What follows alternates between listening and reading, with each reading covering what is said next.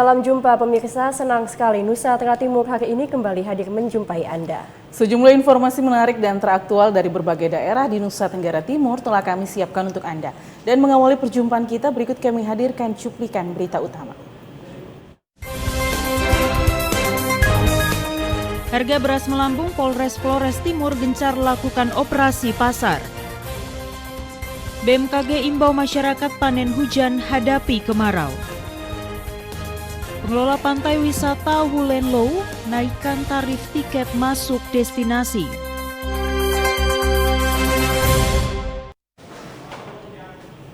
Ya, 3 cuplikan berita utama tadi akan merangkai dengan sejumlah informasi menarik lainnya. Bersama saya Komang Astri. Dan saya Dina Rahman, pemirsa inilah Nusa Tenggara Timur hari ini selengkapnya untuk Anda.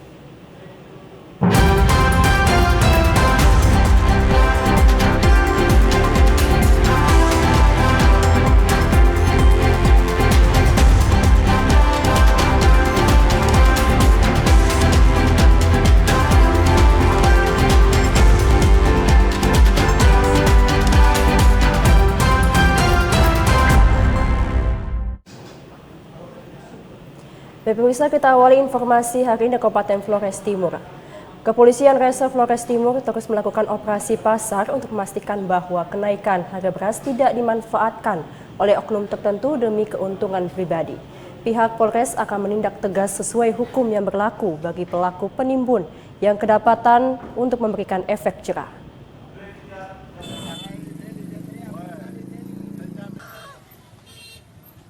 Joni Mahardika menjelaskan, mempertimbangkan kondisi saat ini lonjakan harga beras cukup tinggi dan meresahkan masyarakat, sehingga pihaknya menggelar operasi pasar secara rutin. Operasi pasar ini untuk meminimalisir praktek nakal oknum tertentu yang memanfaatkan situasi kenaikan yang ada dengan melakukan penimbunan untuk mencari keuntungan di tengah situasi kenaikan harga beras. Kapolres Flores Timur mengajak akan menindak tegas pelaku penimbunan ditemukan untuk memberi efek jerah. Beredarnya informasi bahwa harga sembako mulai naik, ya, termasuk beras. Ini juga pasti kita akan lakukan pengawasan di luar sana. Kita akan tugaskan beberapa personil ya, untuk melakukan pengawasan, pengecekan di toko-toko, kemudian di gudang-gudang. Kami ingin pastikan bahwa ketersediaan sembako yang ada di wilayah Kabupaten Flores Timur cukup. Kemudian kita juga mengantisipasi jangan sampai ada penimbun-penimbun atau orang-orang yang sengaja memanfaatkan situasi dengan mengambil keuntungan demi kepentingannya sendiri. Jika ini kita temukan, pasti kita akan lakukan penindakan sesuai dengan hukum yang berlaku. Polres Flores Timur berharap masyarakat Flores Timur hendaknya tidak panik dengan kenaikan yang ada.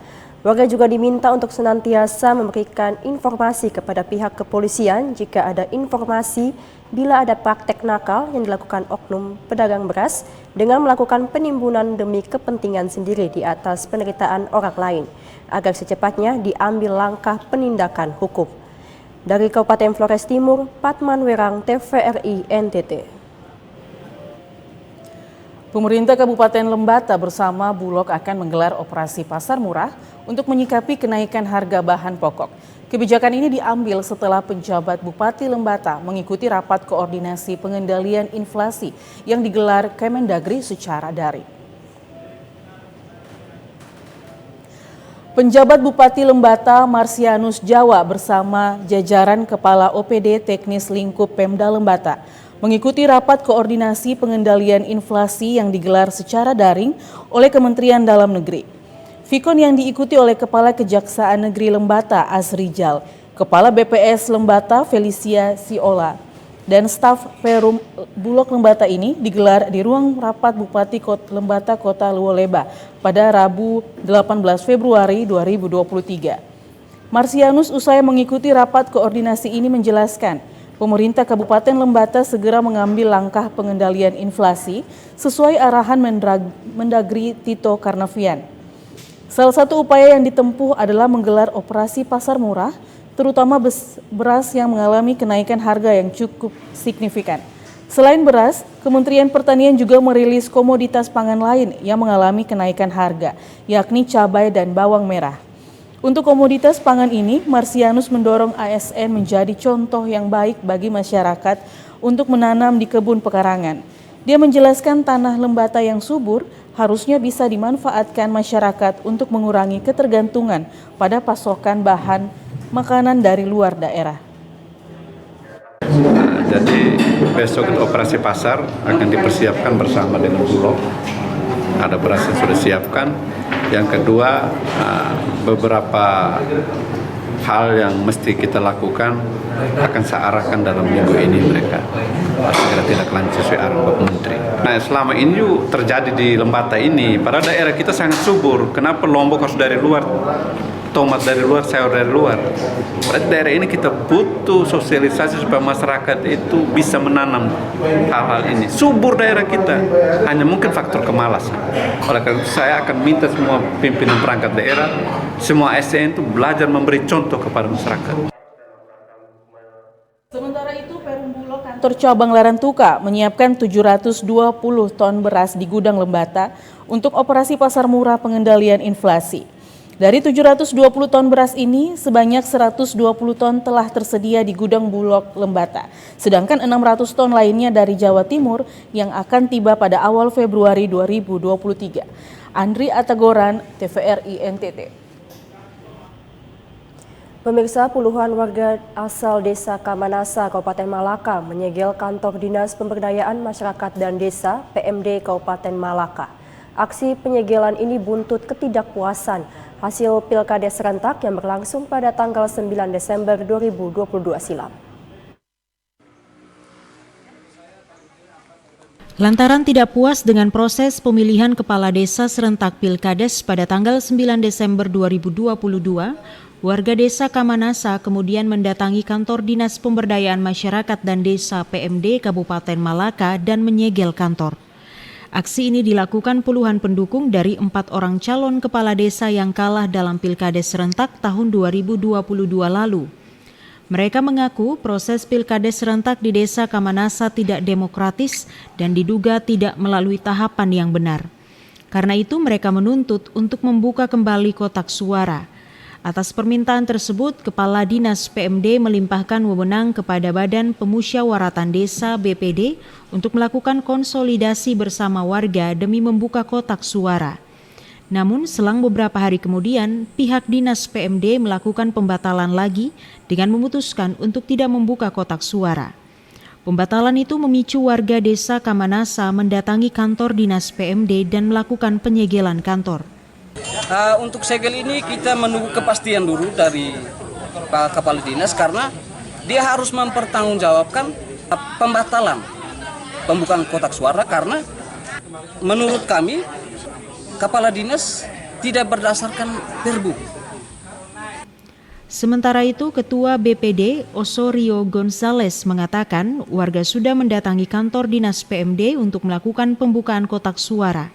Namun pihak Dinas PMD sudah melakukan pembatalan sehingga pihaknya akan mengeluarkan surat secara resmi kepada Dinas PMD dan semua calon kepala desa yang kalah untuk menindaklanjuti permintaan warga terkait pembukaan kotak suara. Yang pertama, dasar pengaduan dari keempat calon kandidat yang memberikan keberatan tertanggal 11 Desember 2022 yang ditujukan kepada panitia tingkat kabupaten, tembusannya sampai ke panitia tingkat desa dan BPD. Atas dasar keberatan itu kami dapat pernyataan dari Kepala Dinas PMD yang mengeluarkan sikap bahwa dasar pengaduan dari keempat kandidat bersama saksi itu akan diklarifikasikan pada tanggal 24 Januari 2023. Dari Kabupaten Malaka, Yosman Seran, TVRI NTT. Pemirsa, jaringan pipa distribusi milik perusahaan daerah air minum PDAM Lontar Kabupaten Kupang patah akibat tertimpa material longsor karena curah hujan yang tinggi. Putusnya jaringan pipa distribusi air bersih ini membuat suplai air bersih di wilayah Oesau dan sekitarnya terganggu.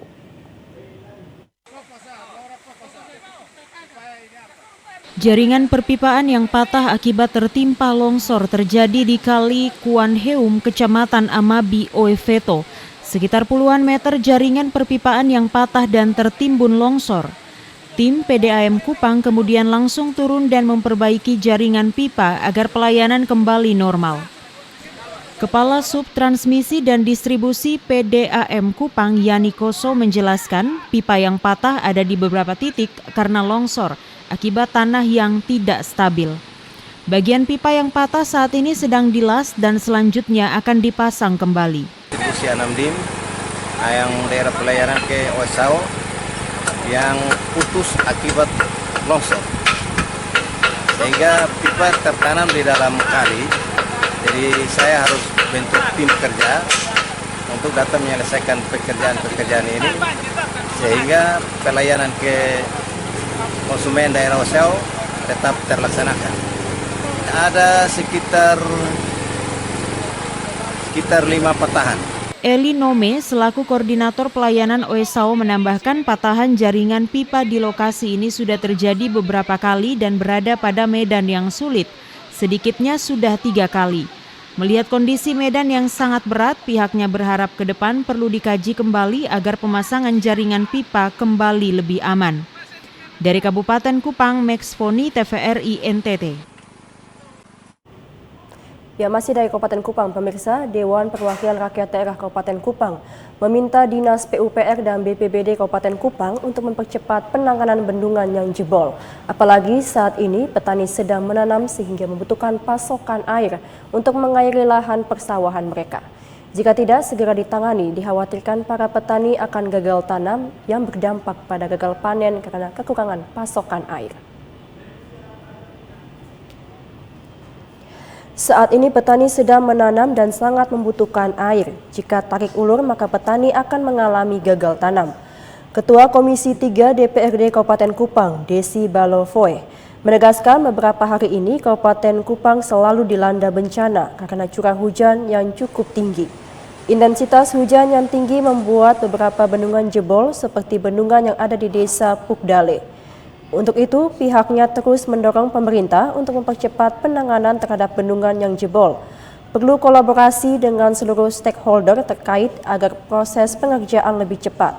Karena saat ini para petani sedang menanam padi, sehingga proses menanamnya tidak terganggu akibat kekurangan pasokan air. Ya, hari ke depan harus sudah selesai, karena kalau kita bergeser dari waktu itu, ini kita lihat sawah mulai kering, dan kalau waktu penanganannya lebih lama dari itu sudah ada ancaman gagal tanam dan gagal panen. Jadi kita minta pada pemerintah, walaupun Dinas PU bencana daerah sudah ada di sini, tetapi harus selalu mengontrol. Karena kan masyarakat bekerja sendiri dengan kemampuan, dengan pengalaman mereka, tetapi secara teknis kan harus di backup oleh dinas terkait. Karena itu saya minta Dinas PU harus selalu ada standby bersama masyarakat di sini. Badan Penanggulangan Bencana Daerah juga harus memantau pelaksanaan ini, karena PUPR Kabupaten Kupang sudah menurunkan 1 unit alat berat di lokasi bendungan dan melakukan pembersihan. Selain itu, petani juga bahu-membahu menyiapkan material berupa kayu gelondongan yang dipergunakan untuk membendung air di bendungan Letter T Bau-Bau. Dari Kabupaten Kupang, Max Foni, TVRI NTT. Badan Meteorologi, Klimatologi, dan Geofisika memperkirakan Provinsi Nusa Tenggara Timur akan memasuki musim kemarau pada pertengahan tahun ini. Diharapkan masyarakat bersiap menghadapi hal tersebut.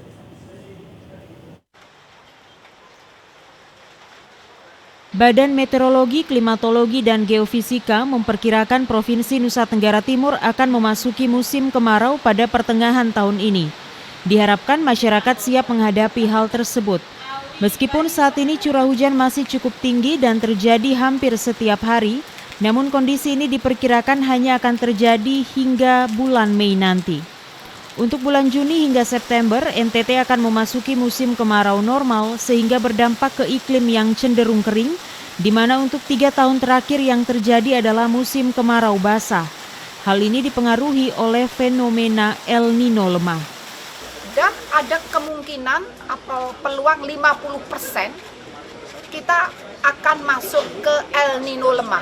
El El Nino itu artinya berkaitan dengan kurangnya curah hujan atau lebih kering, kekeringan, tapi lemah, sehingga terjadinya El Nino ini yang peluangnya 50% itu yang diprediksi lemah akan terjadi hanya beberapa bulan saja, sekitar 4-5 bulan saja, tidak sepanjang di tahun 2016. Menurut Kepala BMKG Dwi Korita Karnawati, diharapkan warga Nusa Tenggara Timur dapat memanen atau menampung hujan yang masih berlimpah saat ini. Hal ini bertujuan untuk menyediakan stok atau cadangan air selama musim kemarau yang akan datang. Saat ini, tahun ini kita akan menghadapi curah hujan yang lebih rendah, yang berkurang, lebih kering dibandingkan 3 tahun sebelumnya. Dibandingkan tahun 2020, tahun 2021, tahun 2022. Terutama di musim kemarau, 3 tahun berturut-turut yang lalu, musim kemaraunya basah. Jadi tidak kering-kering amat. Tapi tahun ini musim kemaraunya benar-benar normal, itu artinya lebih kering dari sebelumnya. Sehingga kita perlu meningkatkan kewaspadaan, terutama masyarakat dan pemerintah daerah untuk bersiap-siap menghadapi berkurangnya air hujan itu. Jadi sekarang musim hujan diprediksi sampai Mei, atau April. Berarti hujan yang turun saat ini perlu dimanfaatkan, ya, dipanen, ditampung, disimpan untuk nanti diperlukan di bulan Juni, Juli, Agustus, September. Agung Pras, Kristo Dapo, TVRI NTT. Pemirsa, intensitas siklon tropis Freddy meningkat. Badan Meteorologi, Klimatologi, dan Geofisika atau BMKG Provinsi Nusa Tenggara Timur memberi peringatan dini terkait potensi hujan disertai petir dan angin kencang berdurasi singkat di sejumlah wilayah di Provinsi NTT. BMKG memperkirakan potensi hujan disertai petir dan angin kencang masih akan turun pada hari ini hingga 11 Februari 2022 di wilayah NTT. BMKG memantau terdapat siklon tropis Freddy di Samudra Hindia Selatan Bali sehingga membentuk daerah belokan dan pertemuan angin di NTT. Didukung dengan suhu permukaan laut yang cukup hangat dan kelembapan yang cukup basah di tiap lapisan atmosfer, serta adanya gelombang ekuatorial Rossby menyebabkan wilayah NTT berpotensi hujan ringan lebat yang dapat disertai petir dan angin kencang berdurasi singkat. Adapun wilayah yang berpotensi hujan sedang hingga lebat disertai petir dan angin kencang berdurasi singkat antara lain Manggarai Barat, Manggarai, Manggarai Timur, Ngada, Nagekeo, Ende, Sika, Flores Timur, Lembata, Alor, Belu, Malaka, TTU, TTS, Kabupaten Kupang, Kota Kupang, Rote, Sabu, Sumba Barat, Sumba Tengah, Sumba Barat Daya, dan Sumba Timur. Sedangkan wilayah yang berpotensi angin kencang antara lain Flores Timur, Lembata, Alor, Kota Kupang, Kabupaten Kupang, dan Rote. BMKG menghimbau agar waspada akan potensi dampak hujan dan angin kencang yang dapat menyebabkan bencana hidrometeorologi seperti banjir bandang, tanah longsor, pohon tumbang, jalanan licin, rusaknya atap bangunan, dan fasilitas umum lainnya. Khusus untuk daerah bertopografi curam, bergunung, dan tebing patut waspada akan potensi longsor dan banjir bandang pada saat terjadi hujan dengan durasi yang panjang. Simon Padang, TVRI NTT. Pemirsa, selepas jeda berikut kami akan kembali dengan informasi menarik lainnya. Ya, tetaplah bersama kami di Nusa Tenggara Timur hari ini.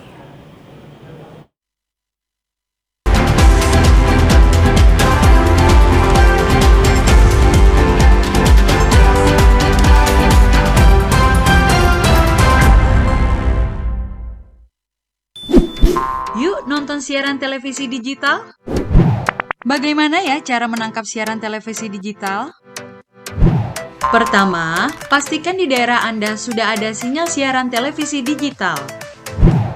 Kedua, gunakan antena UHF di dalam atau di luar rumah Anda. Ketiga, pastikan televisi Anda sudah dilengkapi penerima siaran digital DVB T2. DVB T2 merupakan jenis sinyal yang digunakan Indonesia dalam penyiaran televisi digital. Keempat, pilih auto scan, lalu pindai televisi Anda. Bagaimana jika televisi Anda masih analog? Pasangkan set-top box, televisi Anda otomatis menangkap siaran digital. Bersih gambarnya, jernih suaranya, canggih teknologinya.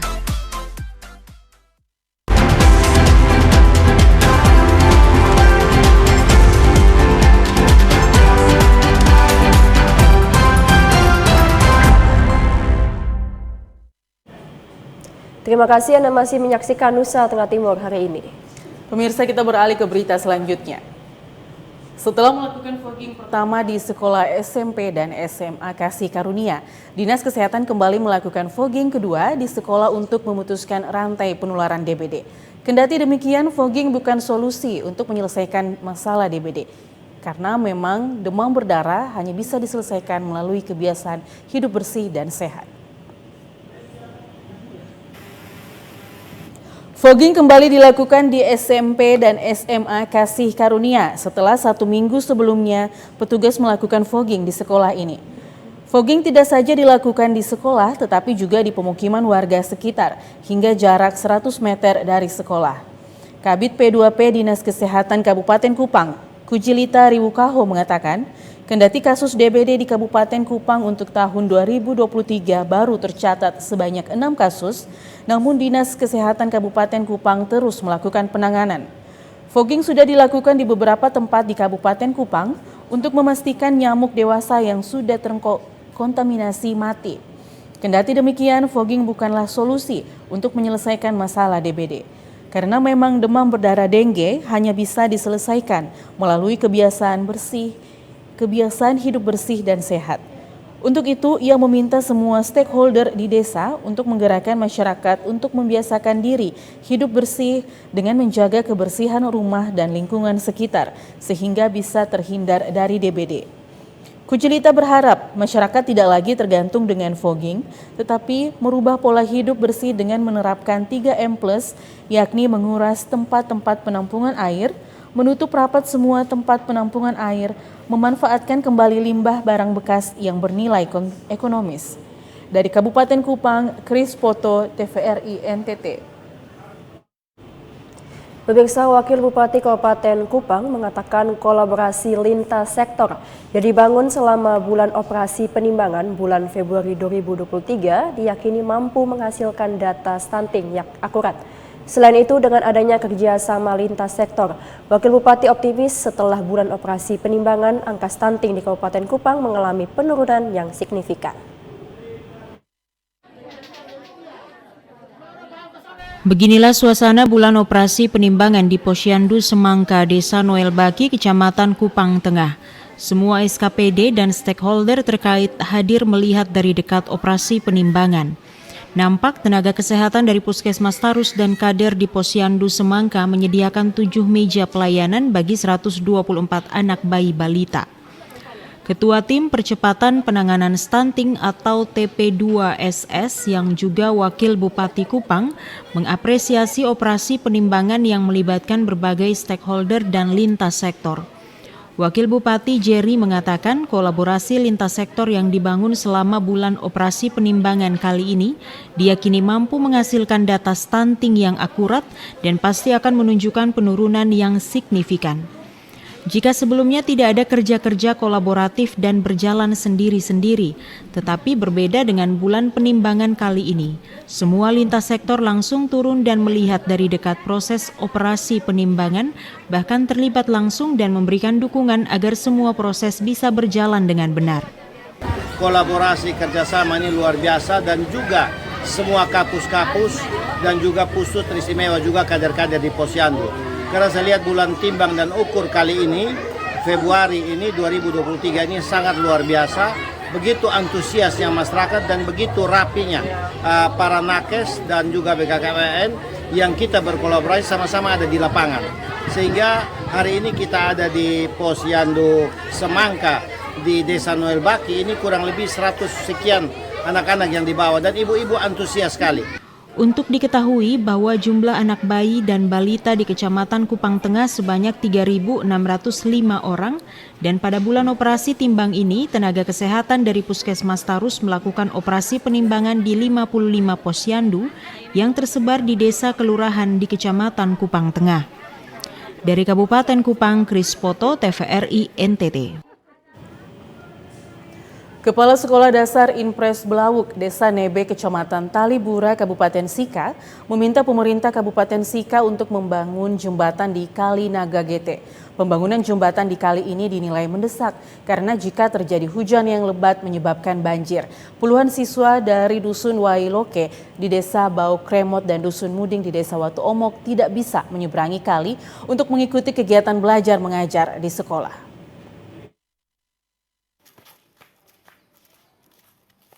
Kali Naga Gete merupakan salah satu kali di Kabupaten Sika yang airnya tidak pernah kering, sekalipun pada musim kemarau. Jika pada musim kemarau, air yang mengalir di kali itu kecil sehingga para siswa bisa menyeberang sungai untuk pergi ke sekolah dan sebaliknya. Memasuki musim hujan seperti sekarang ini, arus sungai menjadi lebih deras karena volume air banyak, sehingga dapat menghanyutkan setiap orang yang melintas kali ini. Kepala Sekolah Dasar Impres Blawuk, Desa Nebe, Kecamatan Talibura, Kabupaten Sika, Martinus Roy Dakunya mengatakan, saat hujan dengan intensitas tinggi, puluhan siswa-siswi dari 2 dusun terpaksa tidak bisa berangkat ke sekolah untuk mengikuti kegiatan belajar mengajar karena sungai tidak bisa dilintasi. Karena itu, Martinus Roy meminta pemerintah Kabupaten Sika untuk membangun jembatan sehingga anak sekolah di 2 dusun itu tetap bersekolah walau di musim hujan sekalipun. Semoga ada perhatian dari pemerintah desa, kecamatan, dan bekerjasama dengan pemerintah kabupaten untuk bisa memperhatikan akses dari 2 kampung Wailoke dan Berbau menuju ke sekolah bisa dibuat jembatan gantung seperti itu, jembatan gantung sehingga memudahkan mereka untuk akses karena kondisi yang kami alami ketika sekolah saya didatangi oleh tenaga kesehatan dari Puskesmas Watu Baing, mereka menyampaikan mereka juga susah untuk memberikan pelayanan kesehatan menuju ke 2 kampung Wailoke dan Berbau. Seperti diberitakan sebelumnya, puluhan siswa dari Dusun Wailoke di Desa Bau Kremot dan Dusun Muding, Desa Watu Omo, Kecamatan Talibura, setiap hari harus menyeberangi sungai dengan arus yang cukup deras. Aksi penuh resiko dari para siswa ini telah berlangsung lama karena ketiadaan jembatan penghubung. Dari Maumere, Ruben Subanraya, TVRI NTT. Ya, setelah kurang lebih 7 tahun menempati pemukiman baru di wilayah lingkungan Tabali, Kelurahan Sarotari, Kecamatan Larantuka, Kabupaten Flores Timur, 33 kepala keluarga dari 42 rumah yang menempati kawasan pemukiman baru kini mulai menikmati arus listrik milik PLN. Penjabat Bupati Flores Timur, Alexander Lorisrihi, menjelaskan perjuangan melayani masyarakat dalam kota Larantuka yang selama ini belum memiliki jaringan PLN dilakukannya sejak tahun 2022 lalu.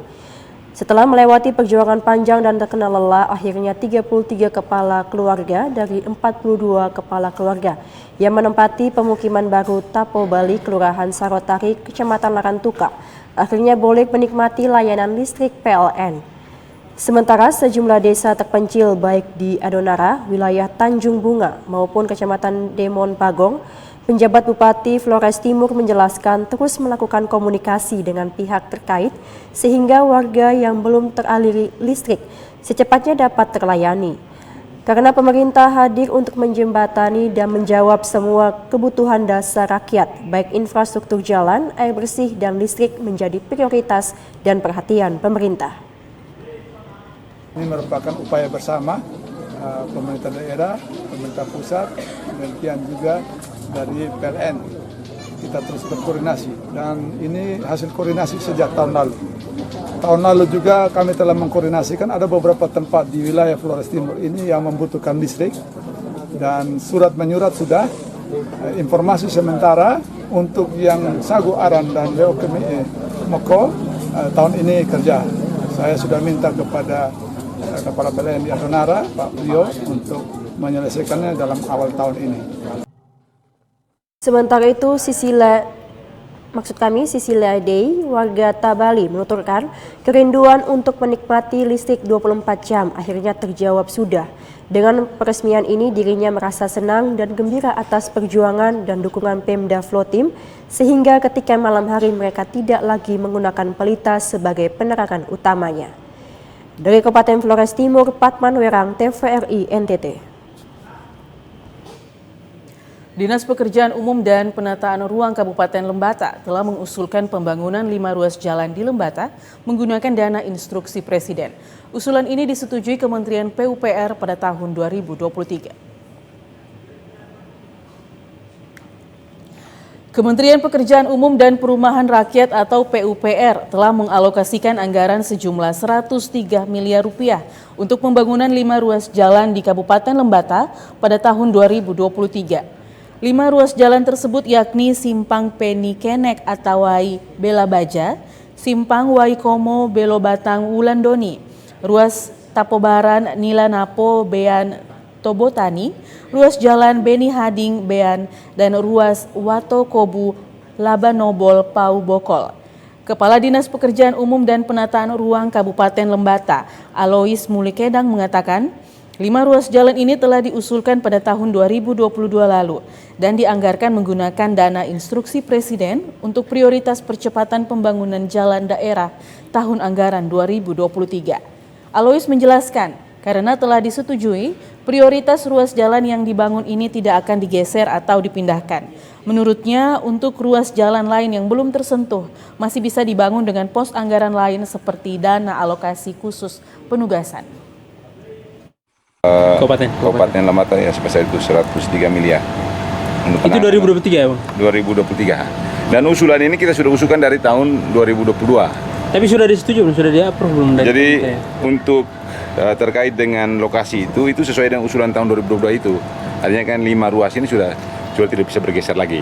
Itu menurut informasi dari Balai. Sementara terkait dengan biayanya bisa menyesuaikan dengan alokasi dari pusat. Ini setidaknya bisa mengobati kerinduan masyarakat desa yang berada di jalur tengah antara Terminal Waikomo Kota Luoleba, Belo Batang, Udak hingga Wulandoni. Selama ini kondisi jalan yang mereka lalui sangat buruk dengan banyak titik yang masuk dalam segmen kritis yang tentunya membahayakan keselamatan mereka. Dari Kabupaten Lembata, Andri Atagoran, TVRI NTT. Pemirsa, kinerja pajak di sejumlah wilayah di Provinsi Nusa Tenggara Timur mencapai 136,80%, tumbuh sebesar 11,98%. Kinerja penerimaan dan kepatuhan perpajakan periode Januari hingga Desember 2022 di Kota Kupang, Atambua, Maumere, Ende, Waingapu, dan Ruteng tumbuh positif. Berdasarkan rilis data dari Ditjen Pajak Kantor Regional NTT, target penerimaan pajak 2,1 triliun lebih dan realisasi yang dicapai sebesar 2,9 triliun lebih. Kinerja penerimaan pajak ini tumbuh sebesar 11,98%. Selain itu, untuk kepatuhan SPT tahunan, target penyampaian sebesar 189.967 dan SPT yang telah disampaikan sebesar 198.679. Penerimaan pajak tahun 2022 yang telah mencapai 136,80% dari target dan mengalami pertumbuhan positif dipengaruhi beberapa hal, meliputi setoran PPh final dari program pengungkapan sukarela yang signifikan sampai dengan bulan Juli 2022, kenaikan pendapatan PPN dari realisasi penyerapan DIPA APBN APBD khususnya belanja barang dan modal yang terdapat potensi PPN dan penyesuaian tarif PPN menjadi 11%, serta membaiknya aktivitas ekonomi masyarakat pasca pandemi COVID-19. pemerintah terus melakukan langkah-langkah untuk optimalisasi penerimaan pajak dengan edukasi, sinergi dengan stakeholder terkait, mensosialisasikan aturan NIK sebagai NPWP, mempermudah pelayanan terkait pembayaran pajak, sinergi dengan pihak eksternal, dan melanjutkan proses reformasi perpajakan melalui peningkatan kualitas SDM. Esther Siubelan Kristo Dapo, TVRI NTT.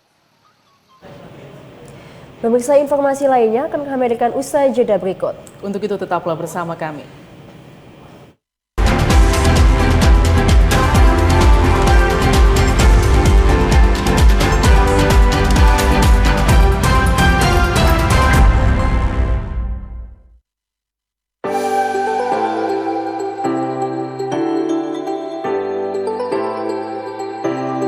Halo Sobat Digital, gak enak kan kalau kamu nonton TV gambarnya masih bersemut seperti ini?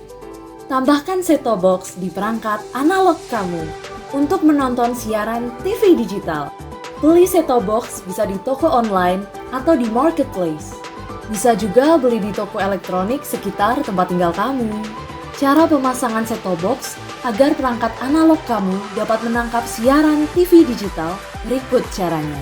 Sambungkan kabel RCA berwarna kuning, merah, dan putih sesuai warnanya pada set-top box juga pada perangkat analog kamu.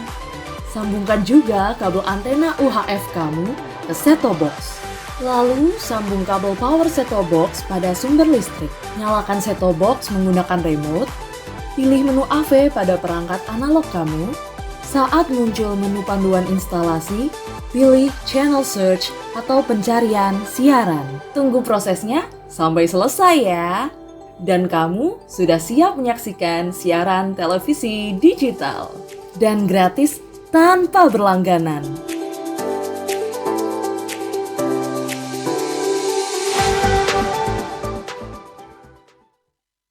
Dulu TV di rumah Inyong cuma jadi pajangan. Lah kepriben punya TV gambar nggak bisa ditonton. Beruat sampai ganti TV, ganti kabel, ganti antena, pindah tempat. Tetap baik, beruat.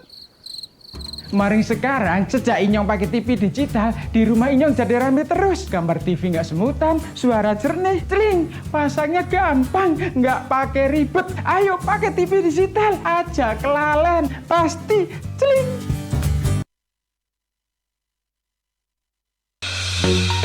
Halo Sobat Digital, kenapa ya harus nonton siaran TV digital? Walaupun sama-sama menggunakan teknologi digital, siaran TV digital tidak sama loh dengan TV streaming yang melalui internet, TV kabel, dan TV satelit. Siaran TV digital adalah bukan TV streaming yang menggunakan kuota internet, bukan TV kabel yang membayar iuran setiap bulannya, dan bukan TV satelit yang menggunakan antena parabola. Siaran TV digital itu gratis loh, masih menggunakan antena UHF biasa. Bila televisi di rumah kamu masih analog, pasangkan set-top box dengan teknologi DVB T2. Yuk beralih nonton siaran televisi digital. Bersih gambarnya, jernih suaranya, canggih teknologinya. Yuk nonton siaran televisi digital. Bagaimana ya cara menangkap siaran televisi digital? Pertama, pastikan di daerah Anda sudah ada sinyal siaran televisi digital. Kedua, gunakan antena UHF di dalam atau di luar rumah Anda. Ketiga, pastikan televisi Anda sudah dilengkapi penerima siaran digital DVB T2. DVB T2 merupakan jenis sinyal yang digunakan Indonesia dalam penyiaran televisi digital. Keempat, pilih auto scan, lalu pindai televisi Anda. Bagaimana jika televisi Anda masih analog? Pasangkan set-top box, televisi Anda otomatis menangkap siaran digital. Bersih gambarnya, jernih suaranya, canggih teknologinya.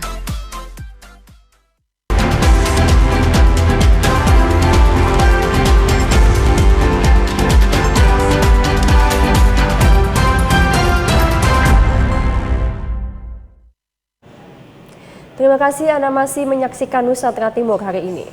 Ya pemirsa, mari kita beralih ke berita selanjutnya. Kelompok Nifu Boko Tengah kini sudah mulai menikmati hasil dari ternak lele. Namun demikian mereka meminta pemerintah saat pengadaan bibit lele untuk mencari bibit yang berkualitas baik sehingga tidak mudah mati. Sekretaris Kelompok Nifu Boko Tengah, Johannes Nesimnasi, mengatakan bibit ikan yang mereka terima selama ini sekitar 3.000 bibit. Dalam proses pemeliharaan, banyak ikan mengalami kematian sehingga yang tersisa sekarang kurang lebih 1.200 ekor lele. Kini ikan lele sudah bisa dipanen untuk dijual dengan harga 40.000 per kilogram. Yohanes sangat berterima kasih kepada DPRD dan pemerintah TTS atas bantuan yang telah mereka dapatkan ini, sehingga bisa menjadi sumber pemasukan untuk anggota kelompok mereka. Mereka berharap bantuan bibit lele berkualitas dari pemerintah sehingga tidak mengalami kematian. Perkembangan ikan juga sudah bisa kami jual.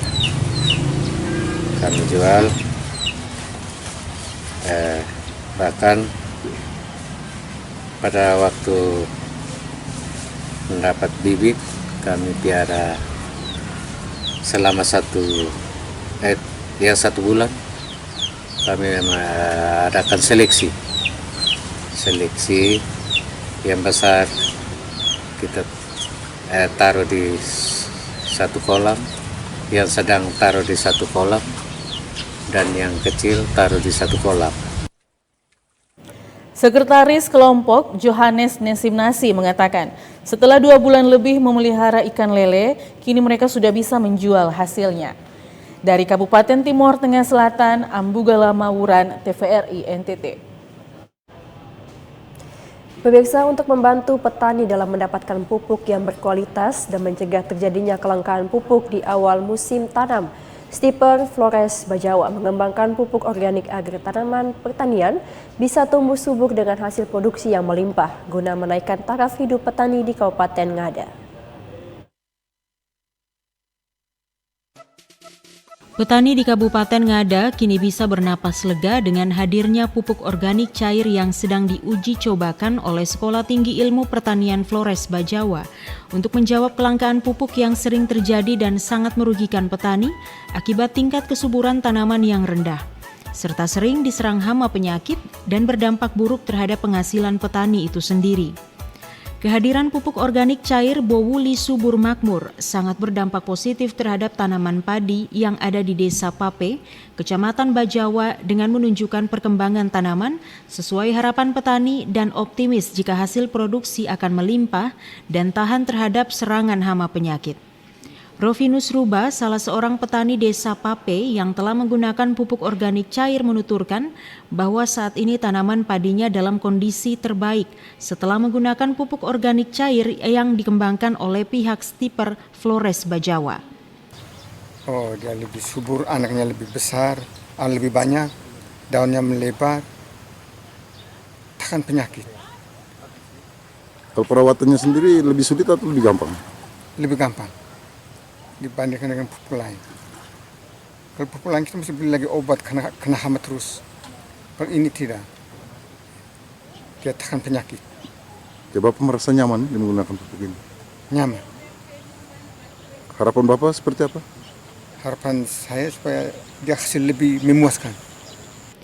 Ketua Stiper Flores Bajawa, Nikolaus Noiwuli menjelaskan, uji coba penggunaan pupuk organik cair sudah dilakukan di beberapa tempat dengan tingkat kesuburan dan hasil produksi yang sangat menggembirakan, serta mampu memberikan rasa percaya diri bagi para petani untuk bangkit kembali dan menjalani profesi mereka tanpa perlu cemas dengan kelangkaan pupuk serta serangan hama penyakit.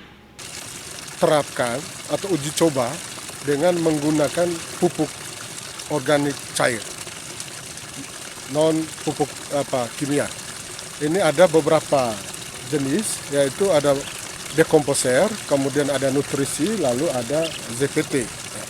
Mulai dari dekomposer ini disediakan di fungsinya untuk menaikkan ion hara tanah saat sebelum bajak dan penyiapan lahan ini disemprotkan.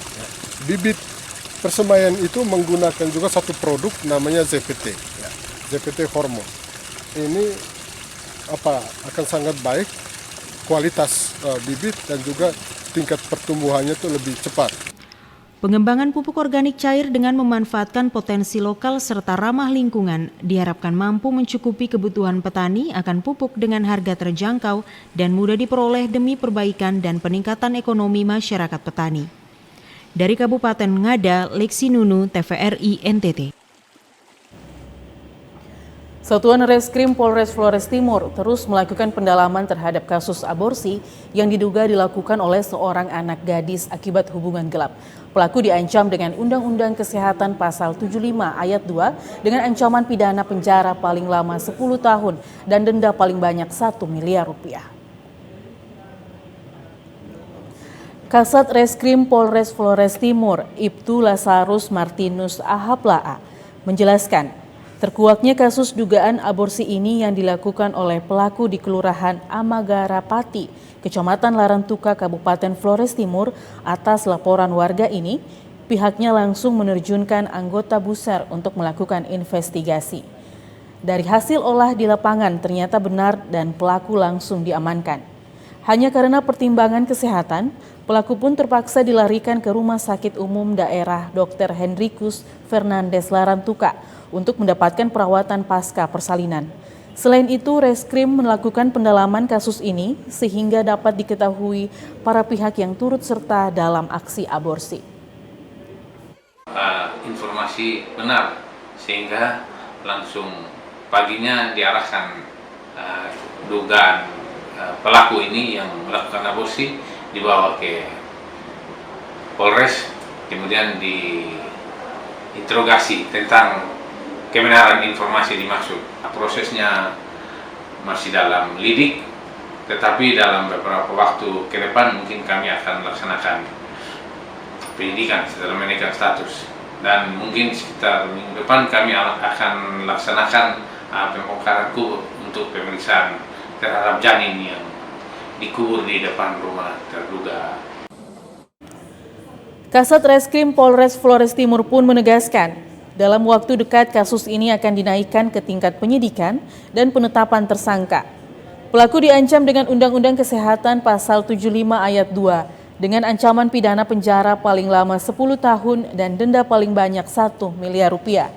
Dari Flores Timur, Patman Werang, TVRI NTT.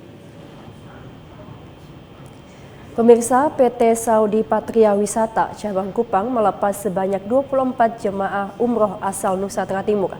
Pelepasan dan manasik ini dihadiri langsung oleh Kepala Kantor Kementerian Agama Kabupaten Kupang.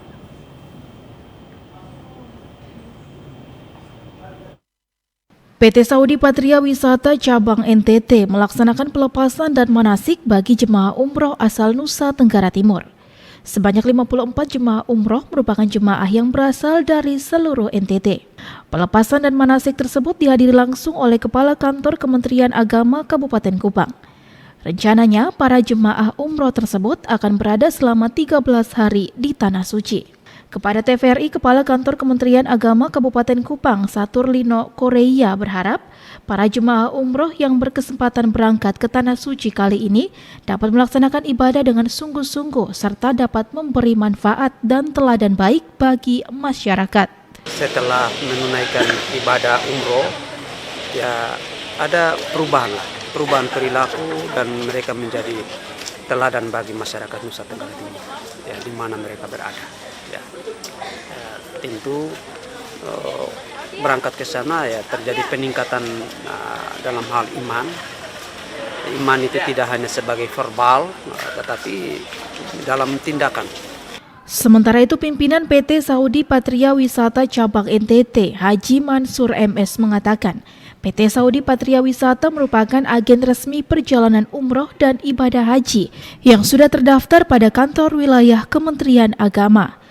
Sehingga bagi masyarakat yang ingin melaksanakan umroh maupun ibadah haji dapat menggunakan jasa PT Saudi Patria Wisata Cabang NTT. Saat ini di Nusa Tenggara Timur ini sudah ada travel resmi yang berizin resmi SK sudah kami terima dari Kementerian Kakanwil Kementerian Agama Nusa Tenggara Timur bahwa salah satu dari travel resmi di NTT itu adalah Patria Wisata Cabang NTT. Kegiatan kami hari ini yaitu pelepasan jamaah umroh kami. Debiswe Kristodapo, TVRI NTT.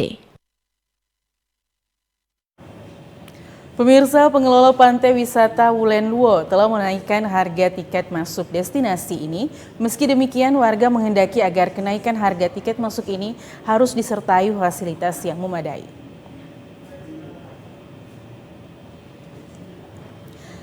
Pantai wisata Wulen Luo merupakan salah satu destinasi favorit bagi masyarakat Kabupaten Lembata. Di pantai wisata ini, para pengunjung dapat menikmati keindahan Teluk Loleba dengan lanskap Gunung Api Ileleo Tolok. Namun demikian, beberapa bulan belakangan, kenaikan harga tiket masuk pantai wisata yang berada di sebelah barat kota Loleba ini menuai kritik dari masyarakat. Camat Nubatukan, Dion Wutun selaku pengelola pantai ini, berjanji akan meninjau kembali kenaikan tarif masuk dari Rp2.000 menjadi Rp10.000 ini.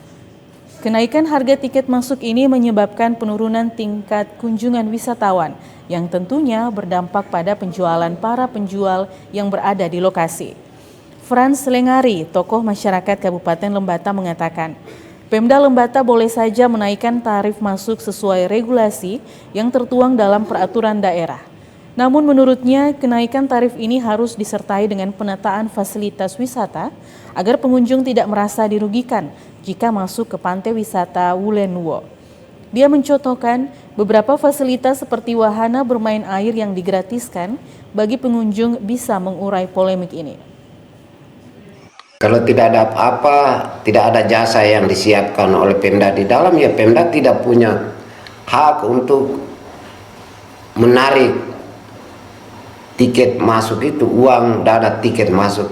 Berarti pemerintah harus menyiapkan, bukan saja menyiapkan kursi untuk orang duduk lalu melihat ke laut itu saja, tapi pemerintah juga berpikir bagaimana kita mendatangkan sarana wisata laut atau wisata baharinya untuk kebutuhan masyarakat. Sebelumnya, beberapa penjual di pantai wisata Wulen Luo mengeluhkan penurunan penjualan mereka karena tingkat kunjungan wisatawan yang menurun. Mereka berharap pemerintah Kecamatan Nubatukan selaku pengelola dapat meninjau kembali penetapan tarif masuk pantai wisata Wulen Luo. Dari Kabupaten Lembata, Andri Atagoran, TVRI NTT.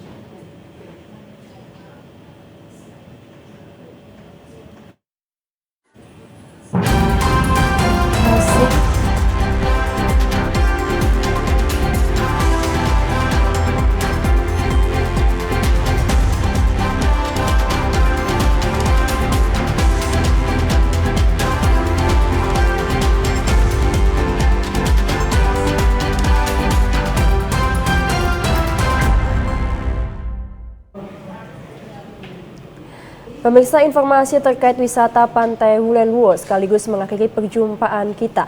Tak lupa kami mengajak Anda untuk tetap mentaati protokol kesehatan guna mencegah penularan COVID-19. Dan pemirsa, mari beralih ke TV digital untuk kualitas yang lebih baik. Terus saksikan Nusa Tenggara Timur hari ini yang menyajikan informasi secara santun, lugas, dan berimbang. Hanya di TVRI NTT Media Pemersatu Bangsa. Akhir kata, saya Dina Rahman. Dan saya Komang Astri, mewakili kabar kerja yang bertugas mengucapkan terima kasih atas kebersamaan Anda. Selamat menjalankan aktivitas Anda dan sampai jumpa.